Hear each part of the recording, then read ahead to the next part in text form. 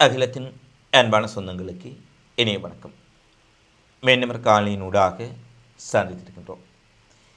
ஈரானில் இடம்பெற்று வரும் போராட்டங்கள் 16வது நாளை எட்டியுள்ள சூழ்நிலையில் கடந்த 3 தினங்களாக இடம்பெற்ற போராட்டத்தின் வீரியத்தை விட இன்றைய தினம் போராட்டம் குறைவடைந்திருப்பதாகவும் அதில் பங்கேற்பாளர்களின் எண்ணிக்கை குறைவடைந்திருப்பதான செய்திகள் முக்கியமாக வெளியாக இருக்கின்றன. அடுத்து இந்த போராட்டத்தை காரணமாக கொண்டு ஈரானுக்குள் நுழைய முற்பட்ட ஆயுத குழுக்களுக்கும் ஈரானின் ஐஆர்ஜிசி இராணுவத்திற்கும் இடையில் மிக கடுமையான மோதல் நடைபெற்றிருக்கின்றது. அதில் என்ன முக்கியமான சம்பவங்கள் இடம்பெற்றிருக்கின்றன? வெனிசுலாவில் அமெரிக்காவுக்கு எதிரான ஒரு மிக முக்கியமான தீர்மானம் அந்த நாடாளுமன்றத்தில் நிறைவேற்றப்பட்டுள்ளமை அமெரிக்க அரசுக்கு பெரிய அதிர்ச்சியை கொடுத்திருக்கின்றது. இந்நிலையில் பிராந்தியத்திலும் உலகில் நடைபெற்ற மிக முக்கியமான சம்பவங்களை இந்த காணொளியில் விரிவாக பார்க்கலாம்.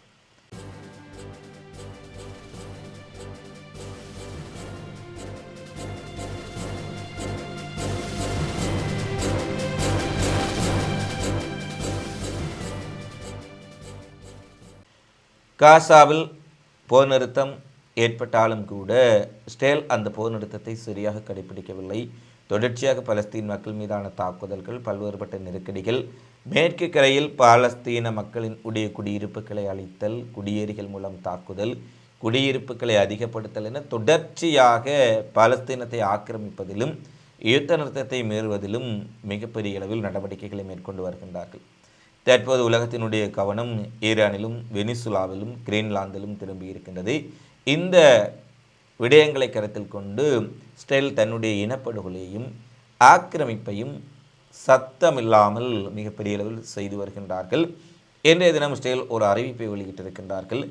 ஹமாஸ் இயக்கத்தினரும் காசாவில் இருக்கக்கூடிய ஏனைய இஸ்லாமிய இயக்கங்களும் தங்கள் ஆயுதங்களை களைவதற்கு மறுத்து வருவதாகவும் அதன் இராணுவ திறன்களை மீண்டும் பெரிய அளவில் கட்டியெழுப்பி வருவதாகவும் கூறி காசாவில் மீண்டும் தரைவழி தாக்குதலை ஆரம்பிப்பதற்குரிய நடவடிக்கைகளை மேற்கொண்டு வருவதாக ஒரு விடயத்தை தெரிவித்துள்ளார்கள். இது குறித்து கத்தாரோ, எகிப்தோ, அமெரிக்காவோ, துருக்கியோ இந்த ஒப்பந்தத்தை கொண்டு வருவதற்கு யாரெல்லாம் பங்களித்தார்களோ அவர்கள் யாரும் எந்தவித கருத்துக்களையும் கூறவில்லை என்பதும் இங்கே ஒரு வியப்பானது. ஏனெனில் முதலாங்கட்ட ஒப்பந்தத்தை கொண்டு வந்தார்கள். முதலாங்கட்ட ஒப்பந்தத்தின்படி சொல்லப்பட்ட விடயங்கள் எதையும் இஸ்ரேல் நிறைவேற்றவில்லை. அதேபோல் 2ஆம் கட்ட ஒப்பந்தம் குறித்து பேச்சுவார்த்தைகள் நடைபெற்று கொண்டிருக்கின்றன. ஆனால் முதலாங்கட்ட ஒப்பந்தத்திலேயே 400க்கும் மேற்பட்ட பலஸ்தீன் மக்கள் கொல்லப்பட்டு விட்டார்கள். இந்த நிலையில் காசாவிற்குள் மீண்டும் ஹமாஸ் இயக்கம் வலுப்பெற்று வருவதாகவும் தாங்கள் தாக்குதல் நடத்தப் போவதாகவும் இஸ்ரேல் தெரிவிப்பது இந்த போர் நிறுத்த ஒப்பந்தத்தையும் குழப்பி அடித்து உடைத்து கொண்டு மீண்டும் இனப்படுகொலையை நடத்துவதற்கு இஸ்ரேல் தயாராகி வருகின்றார்கள் என்பதை திட்ட தெளிவாக காட்டுகின்றது. ஒருபுறம் அமெரிக்காவினுடைய அத்துமீறல்கள் உலகரங்கில் அதிகரித்திருக்கும் பொழுது காசாவில் மீண்டும் இஸ்ரேல் ஒரு கொலைவெறி தாக்குதலை நடத்துமா என்ற அச்சம்தான் பலஸ்தீன் மக்கள் மத்தியில் எழுந்திருக்கின்றது. அடுத்து வெனிசுலா மக்களுக்கு எதிரான வெகுஜன படுகொலை செய்ததற்காகவும் ட்ரம்பினுடைய இராணுவ நடவடிக்கை முற்றுமுழுதாக சட்டவிரோதமான ஒரு பயங்கர தாக்குதல் என்று கூறியும் வெனிசுலா காங்கிரஸில் அனைத்து கட்சிகளும், இதில் ஆளுங்கட்சி எதிர்க்கட்சி அனைத்து கட்சிகளும் ஒன்றிணைந்து ஆதரவாக வாக்களித்து அமெரிக்காவினுடைய நடவடிக்கை வெனிசுலாவுக்குள் ஒரு முற்றுமுழுதாக பயங்கரவாத செயல்பாடு என்பதை பாராளுமன்றத்தில் ஒரு தீர்மானமாக நிறைவேற்றி இருக்கின்றார்கள். இது புதிய அரசு அமெரிக்க அதிபர் ட்ரம்ப் விடுத்த மிரட்டல்களுக்கு அடிபணியவில்லை என்பதை தெளிவாக காட்டியிருக்கின்றது. ஏனெனில் அமெரிக்க அதிபர் ட்ரம்ப் புதிய அரசிடம் நாங்கள் மிகவும் நட்புறவுடன் இருக்கின்றோம், வெனிசுலாவின் எண்ணெயை எடுத்து நாங்கள் விற்பனை செய்ய போகின்றோம், யாரும் வாங்கிக் கொள்ளலாம், தினமும் இத்தனை மில்லியன் டாலர்கள் எண்ணெய் விற்கப் போகின்றோம் என்றெல்லாம் பேசி வந்தாலும் புதிய அரசு அமெரிக்காவுக்கு எதிரான ஒரு தீர்மானத்தை பாராளுமன்றத்தில் முதலாவது தீர்மானமாக நிறைவேற்றியுள்ளமை இந்த அரசும் அமெரிக்காவுக்கு சிக்கலான ஒரு அரசாகத்தான் மாறப்போகின்றது என்பதை தெளிவுபடுத்தி இருக்கின்றது. எனவே அமெரிக்கா நினைத்ததைப் போல எண்ணெயை திருடுவதற்கோ அல்லது அங்கே இருக்கக்கூடிய கனிம வளங்களை எடுத்து விற்பனை செய்வதற்கோ மிகப்பெரிய சிக்கல் இருக்கின்றது. ஆனால் இந்த அரசையும் இராணுவ அழுத்தத்தை கொடுத்து அல்லது இராணுவ ரீதியிலான நடவடிக்கை மூலம் அமெரிக்கா கட்டுப்படுத்த முற்படுமா என்பதை பொறுத்திருந்து தான் பார்க்க வேண்டும். அடுத்து ஈரானின் ஏற்பட்டிருக்கக்கூடிய கலவரம், மிகப்பெரிய வன்முறைகள், கலவரக்காரர்களின் பின்னணியில் யாரெல்லாம் இருக்கின்றார்கள் என்பதை நாங்கள் தொடர்ச்சியாக பேசி வருகின்றோம். ஈரானை நேரடியாக மோதி 12 நாள் யுத்தம் புரிந்து பார்த்தார்கள். இஸ்ரேலும் அமெரிக்காவும் ஈரானின் முக்கிய இராணுவ தளபதிகளை எல்லாம் படுகொலை செய்தார்கள். ஈரானின் உட்கட்டமைப்புகளை அளித்தார்கள். இராணுவ முகாம்களை அளித்தார்கள். 1000க்கும் மேற்பட்ட ஈரான் குடிமக்களை அளித்தார்கள். ஆனால் 12 நாள் யுத்தத்தில் இஸ்ரேலினாலும் அமெரிக்காவிலும் வெற்றி கொள்ள முடியவில்லை.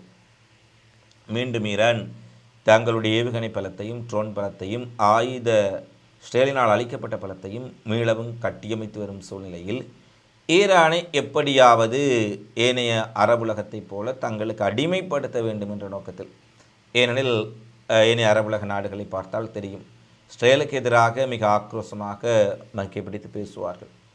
ஆனால் இஸ்ரேலுக்கு ஆயுதங்கள் வழங்குவது, குண்டுகளை வழங்குவது, ஆலோசனை வழங்குவது, ஏன் ஐநாவிலும் ஒரு சர்வதேச குற்றவியல் நீதிமன்றத்திலும் இஸ்ரேலுக்கு எதிரான ஒரு தீர்மானம் கொண்டு வந்தால் அதில் காப்பாற்றுவது அனைத்தும் அமெரிக்கா. இஸ்ரேலுடைய எஜமானரே அமெரிக்கா. ஆனால் அந்த அமெரிக்க அதிபரை அழைத்து தங்கள் நாட்டுக்குள் கைகட்டி வாய்ப்பத்தி அவருக்கு விருந்தளித்து அவருக்கு என்ன விருந்தெல்லாம் கொடுக்க முடியுமோ அவற்றை கொடுத்து அனுப்புவார்கள். இப்படியான இரட்டை வேடம் போடக்கூடிய அரபுலக நாடுகளுக்கு நடுவே பொருளாதார தடைகள், மிகப்பெரிய இழப்புகள், ஈரான் இராணுவத்தில் தொடர்ச்சியாக நடக்கக்கூடிய படுகொலைகள், மொசாட் சிஐஏனுடைய சதி வலைகளை எல்லாம் கடந்து அமெரிக்காவுக்கு அடிபணியாமல் இந்த மத்திய கிழக்கில் இருக்கும் ஒரே தேசம் ஈரான். இதில் யாருக்கு மாற்று கருத்தில்லை. ஏனெனில் இஸ்ரேலை தாக்குதல் நடத்தியதாகவோ அமெரிக்கா மீது நாங்கள் திருப்பி தாக்குவோம் என்று கூறக்கூடிய ஒரே நாடாக தற்போது ஈரான் தான் காணப்படுகின்றது. இதுதான் அமெரிக்காவுக்கும் மேற்குலகத்திற்கும் இருக்கக்கூடிய மிகப்பெரிய நெருக்கடி. ஈரானிடம் அணு ஆயுதங்கள் இருக்கின்றது, அப்படி இருக்கின்றது, இப்படி இருக்கின்றது சொல்லி ஈரானை பல கட்ட பொருளாதார தடைகள் மூலம் சிதைக்க முற்பட்டவர்கள், ஈரானின் இராணுவ தளபதிகளை படுகொலை செய்வதனூடாக ஈரானின் இராணுவ கட்டமைப்பை உடைக்க முற்பட்டவர்கள், அவை இவையும் பலனளிக்காத சூழ்நிலையில் ஈரானிய மக்களையே ஈரான் அரசுக்கு எதிராக பணம் கொடுத்து கலவரக்காரர்களை உள்ளே அனுப்பி தற்போது மிகப்பெரிய அளவிலான போராட்டத்தை தூண்டி இருக்கின்றார்கள். இது எந்தளவு தூரம் போய்கொண்டிருக்கின்றது என்பதை நாங்கள் தொடர்ச்சியாக பார்த்திருக்கின்றோம். தற்போது நடைபெற்ற சம்பவங்களை ஏனைய விடயங்களை நாங்கள் அதிகமாக பேசியிருக்கின்றோம். எனவே இந்த போராட்டங்கள் இன்று அமெரிக்காவிலும் ஒரு மிகப்பெரிய போராட்டம். ட்ரம்பினுடைய தேசிய காவல் படை ஒரு பெண்ணை, அப்பாவி பெண்ணை சுட்டுப்படுகொலை செய்திருந்தார்கள். அதில் என்ன கொடுமை என்று சொன்னால், அந்த பெண் வழியில் சுடப்பட்டு துடித்து கொண்டிருக்கின்றார். அந்த நேரத்தில் அந்த பகுதியில் வரக்கூடிய ஒரு மருத்துவர், அவரும் ஒரு பெண்மணி, கேட்கின்றார், நான் ஒரு மருத்துவர், அவர் மிகவும் ஆபத்தான ஒரு கட்டத்தில் இருக்கின்றார், அவருக்கு மருத்துவம் செய்ய வேண்டும் என. அந்த நேரத்தில் கூட சுடப்பட்டு ஒரு பெண்மணி துடித்து கொண்டிருக்கின்றார். 37 வயதுள்ள ஒரு பெண், 5 வயது குழந்தைக்கு தாய் என்று கூறப்படுகின்றது. அந்த பெண்ணுக்கு மருத்துவ வசதி செய்வதற்கு கூட அந்த மருத்துவரை அவர்கள் அனுமதிக்கவில்லை. அந்த பெண் துடித்து அந்த வாகனத்திலேயே மரணித்து விடுகின்றார். அதனால் ஏற்பட்ட போராட்டம் மிகப்பெரிய போராட்டமாக மாறியிருக்கின்றது. இதை எதை ஞாபகப்படுத்துகின்றது என்று சொன்னால், இஸ்ரேலில் பாலஸ்தீன் மக்களை மேற்கு கரையில் சில பகுதிகளில் இஸ்ரேல் இராணுவம் துப்பாக்கிச் சூடு நடத்திவிட்டு அப்படியே குற்றியுரும் குலையுருமாக விட்டு செல்வார்கள். அப்போது ஆம்புலன்ஸ் வண்டிகள் அவர்களை அழைத்து மருத்துவ சேவைக்கு கொண்டு செல்வதற்காக சென்றால் அந்த ஆம்புலன்ஸ் வண்டிகள் செல்வதை தடுத்து உயிரிழக்கும் வரை, துடித்து உயிரிழக்கும் வரை ஐடிஎஃப் இராணுவம் தங்கள் கவச வாகனங்கள் நிறுத்தி ஆம்புலன்ஸ் வண்டிகளை மறைத்திருப்பதை நாங்கள் பல சந்தர்ப்பங்களில் பார்த்திருக்கின்றோம். இதற்கு முன்னே காணொலிகளிலும் பேசியிருக்கின்றோம்.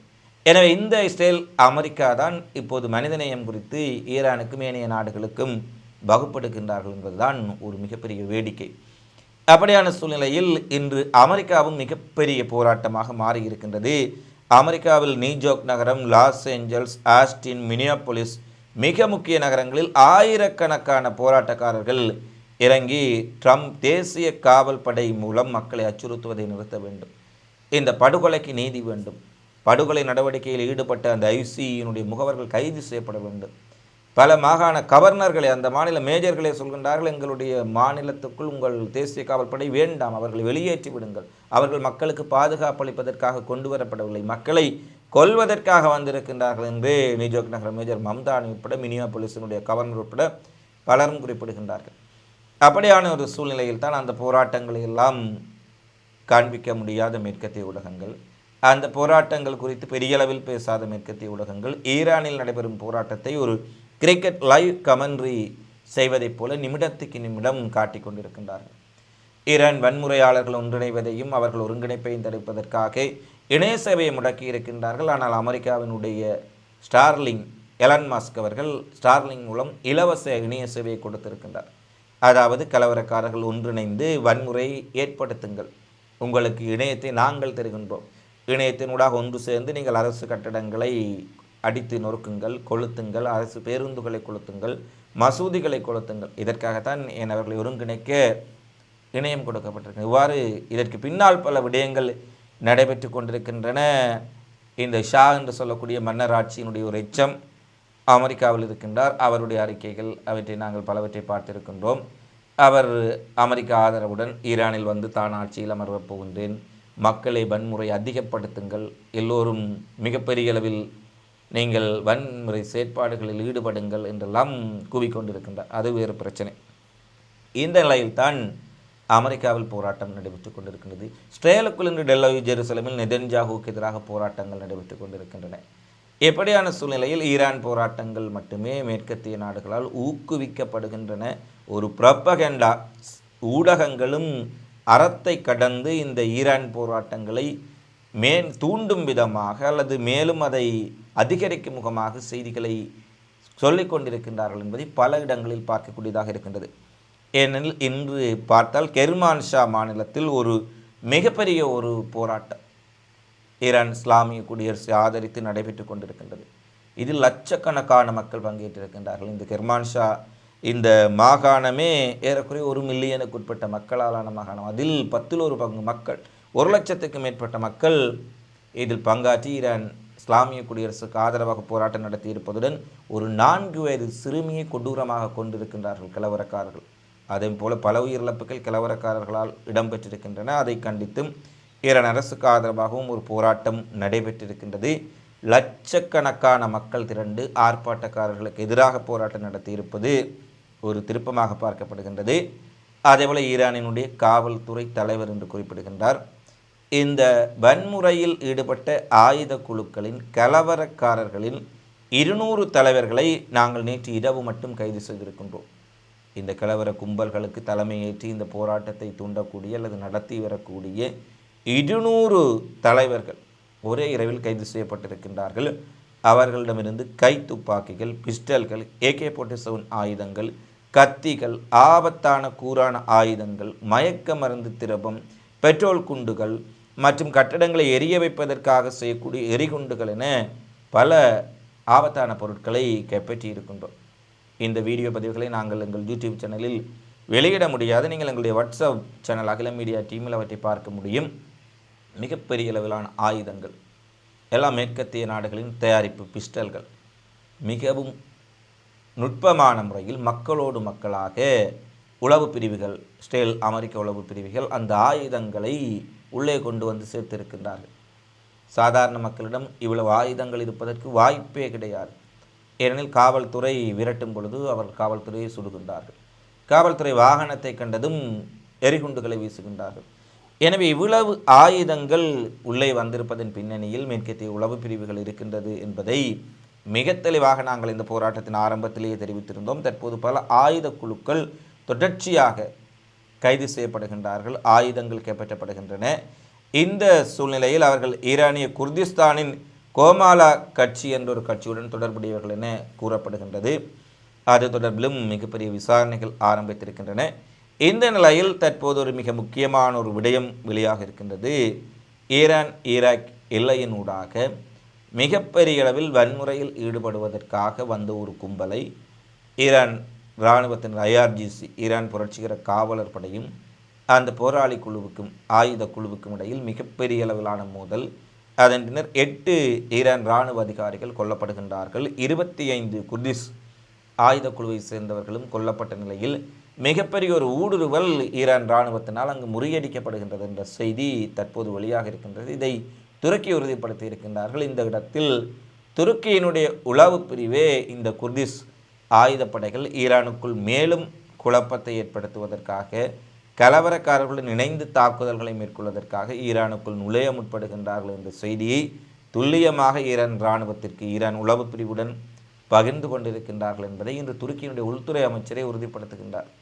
துருக்கி மீது பல விமர்சனங்கள் இருந்தாலும் கூட இந்த நேரத்தில் அவர்கள் ஈரானுக்கு ஆதரவாக இந்த நடவடிக்கையை செய்திருக்கிறார்கள். இதற்கு முன்பு ஈரானுக்கு எதிரான நடவடிக்கைகள் பலவற்றில் ஈடுபட்டிருந்தாலும் கூட தற்போது இந்த கெர்மான்ஷா மாநிலத்தினூடாக ஈராக் எல்லை வழியாக நுழைய முற்பட்ட 25க்கு மேற்பட்ட ஆயுத குழுவினர் சுட்டுக் கொல்லப்பட்டிருக்கின்றார்கள். 8 ஈரான் புரட்சிகர காவலர் படையினுடைய இராணுவத்தினரும் கொல்லப்பட்டிருக்கின்றார்கள் என்ற செய்தி வந்திருக்கின்றது.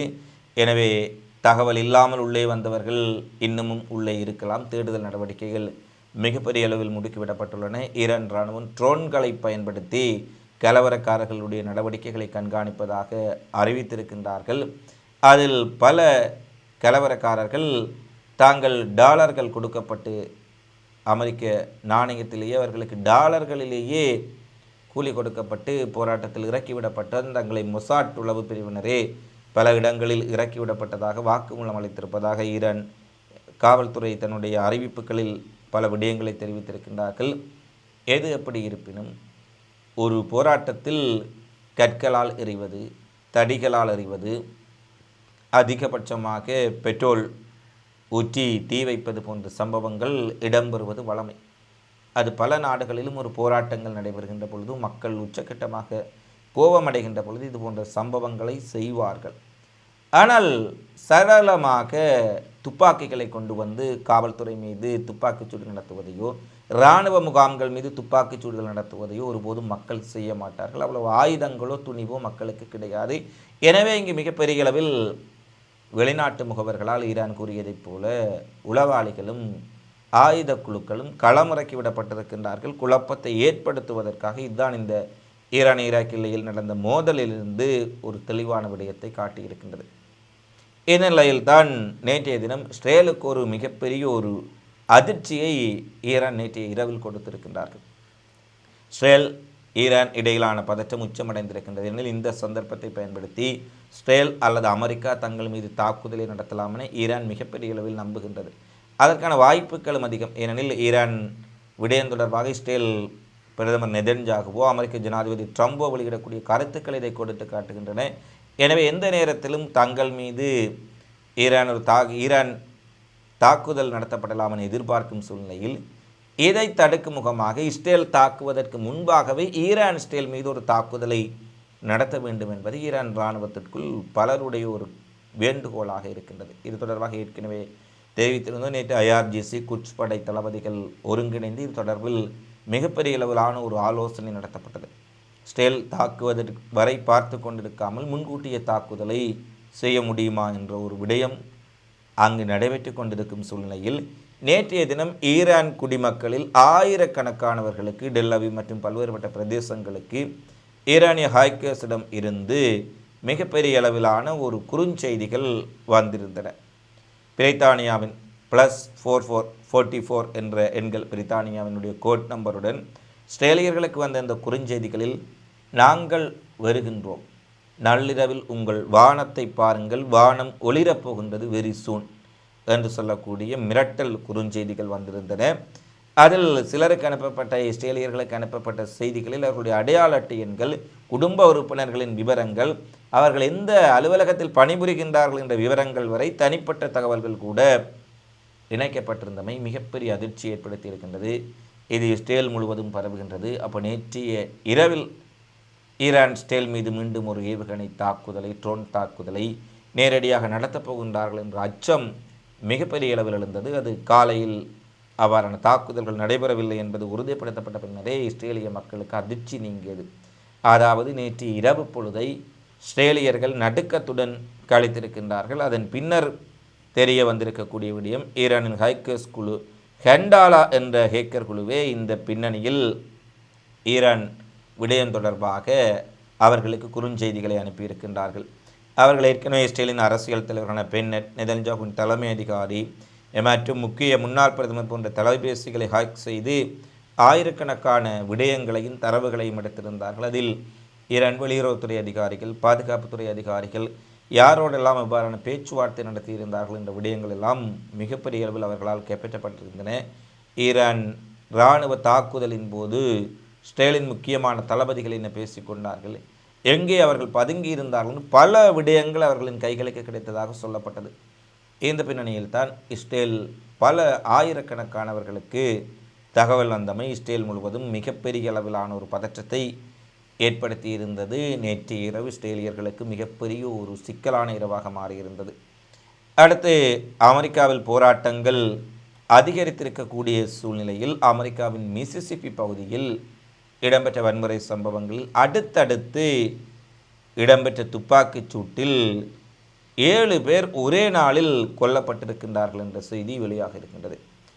தொடர் துப்பாக்கிச் சூட்டில் மிசிசிப்பி நகரத்தில் மட்டும் 7 பேர் கொல்லப்பட்டிருக்கின்றார்கள்.